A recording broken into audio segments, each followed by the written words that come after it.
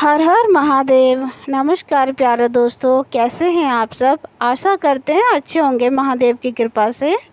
हम भी अच्छे हैं। आइए जानते हैं इस वीडियो में नाग पंचमी की पौराणिक कथा। क्यों मनाई जाती है नाग पंचमी। आज मैं एक ऐसे पर्व की चर्चा करने जा रही हूँ जो न केवल भारतवर्ष की संस्कृति में एक विशेष स्थान रखता है, बल्कि हमें सृष्टि की रचना से भी जोड़ता है। जीवन की रक्षा और कर्म की चेतना से जुड़ा गया है। यह पर्व नाग पंचमी कहलाता है। नाग पंचमी हिंदू धर्म का एक अत्यंत पवित्र व्रत और पर्व है जो श्रावण मास की शुक्ल पक्ष की पंचमी तिथि को मनाया जाता है। इस दिन नाग देवताओं की पूजा की जाती है और पूजा केवल एक परंपरा नहीं है, बल्कि प्रकृति की और जीवन के बीच संतुलन बनाने की भावना का प्रतीक है। श्रावण मास में आती है नाग पंचमी तो ये और भी खास हो जाती है, क्योंकि नाग देवता भगवान शिव के श्रृंगार का भी रूप है। नाग पंचमी का पर्व हमें यह दिलाता है कि हमें पूर्वज प्रकृति के हर तत्व, जल, वायु, अग्नि हो, पशु हो, पक्षी हो और यहाँ तक कि सर्पों को भी देवता का रूप मानकर पूजते थे। तो आइए नाग पंचमी की पुरानी कथा सुनते हैं। कथा सुनने से पहले हाथ में चावल, अक्षत ले लीजिए, फूल ले लीजिए, क्योंकि खाली हाथ कथा नहीं सुनी जाती है। अब मैं आपको सुनाती हूँ नाग पंचमी की पुरानी कथा। बहुत पुरानी बात है। एक ब्राह्मण दंपत्ति था जिसके 7 पुत्र थे। एक दिन सातों भाइयों ने मिलकर खेत में हल चलाया। हल की नोक से जमीन में छुपे नाग के बच्चे घायल हो गए और वो मर गए। सबसे छोटा भाई इस घटना से बहुत दुखी हुआ और उसने उस दिन हल नहीं चलाया। रात्रि में नाग माता ने अपने बच्चों की मृत्यु देखी और वो बहुत क्रोधित हो गई। उन्होंने बदला लेने की ठानी। रात्रि में वह ब्राह्मण के घर आई और एक एक करके 6 भाइयों को डस लिया। परंतु जब वह सबसे छोटे भाई के पास पहुंची तो उसने देखा कि वह पूजन कर रहा है और सांपों से क्षमा याचना मांग रहा है। उसकी भक्ति, पश्चाताप और सच्चे भाव को देखकर नाग माता का हृदय परिवर्तन हो गया।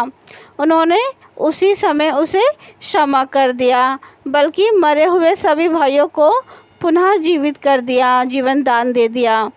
तब से उसी दिन से पंचमी तिथि थी। तब से उस दिन नागों की पूजा की परंपरा आरंभ हुई। तब से नाग पंचमी भी मनाया जाने लगा। ये केवल भय से जुड़ी कहानी नहीं है, बल्कि करुणा, पश्चाताप और प्रकृति के साथ संतुलन की शिक्षा देती है। हमें यह बताती है कि सच्चे हृदय से किया गया पश्चाताप और प्रार्थना कितना प्रभावशाली होता है। अपने छोटे भाई का कोई अपराध नहीं था, फिर भी उसने पश्चाताप किया, क्षमा मांगी और इसी भाव से सर्प को भी क्रोध प्रेम में बदल गया। नाग पंचमी के दिन लोग दीवारों पर गोबर से नाग देवता की आकृति बनाते हैं और दूध, अक्षत, कुशा, दुर्वा आदि से पूजा करते हैं। और सबसे महत्वपूर्ण होता है दूध चढ़ाना। दूध चढ़ा के उन्हें प्रसन्न करते हैं। सर्पों को दूध क्यों चढ़ाते हैं, इसका एक वैज्ञानिक पक्ष भी है। श्रावण मास वर्षा का एक काल है, जो वर्षा में सर्प अपने बिलों से बाहर निकलते हैं। उन्हें कष्ट ना हो, इसलिए उन्हें प्रसाद देना, उन्हें कष्ट ना पहुंचाना और उनसे भाव रखना, यही इस पूजा का उद्देश्य है। भगवान शिव के गले में वासुकी नाग है। यह जीवन की मृत्यु पर विजय का संकेत है। भगवान विष्णु शेष नाग पर शयन करते हैं।